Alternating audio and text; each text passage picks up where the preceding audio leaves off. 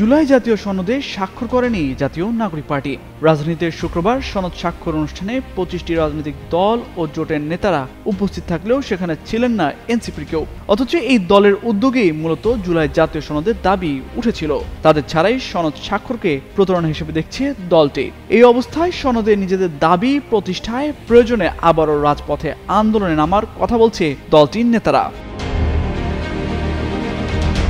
এনসিপির যুগ্ম আহ্বায়ক জাভেদ রাজিন গণমাধ্যমকে বলেন, 31 অক্টোবর পর্যন্ত জাতীয় ঐক্যমত্য কমিশনের মেয়াদ বাড়ানো হয়েছে।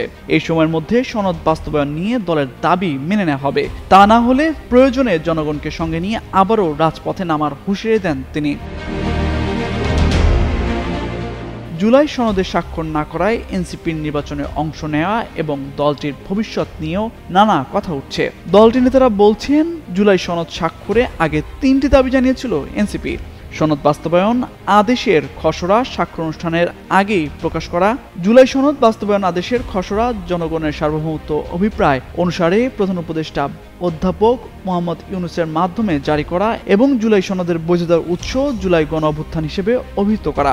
এনসিপির নির্বাচনের প্রস্তুতি এবং দাবি আদায়ের লড়াই সমানতালে চলবে বলে জানান দলের নেতারা। 31 অক্টোবরের মধ্যে ঐক্যমত্য কমিশনের সঙ্গে আলোচনার মাধ্যমে জুলাই সনদ বিষয়ে এনসিপির দাবি পূরণ না হলে পরবর্তী পদক্ষেপ কি হবে জানতে চাইলে দলটির সদস্য সচিব আক্তার হোসেন বলেন, সনদে যতটুকু অর্জিত হয়েছে সেটাকে টেকসইভাবে বাস্তবায়ন, গণভোটের বিষয়ে ফয়সলা, নোট অফ ডিসেন্টের জায়গাগুলোকে পরিষ্কার করা, এই বিষয়গুলোতেই কমিশনের সঙ্গে আলাপ চলমান থাকবে। প্রয়োজনে দলের যে রাজনৈতিক কর্মসূচি রয়েছে সেগুলো জনগণকে সঙ্গে নিয়ে পালন করা হবে বলে মনে করেন তিনি।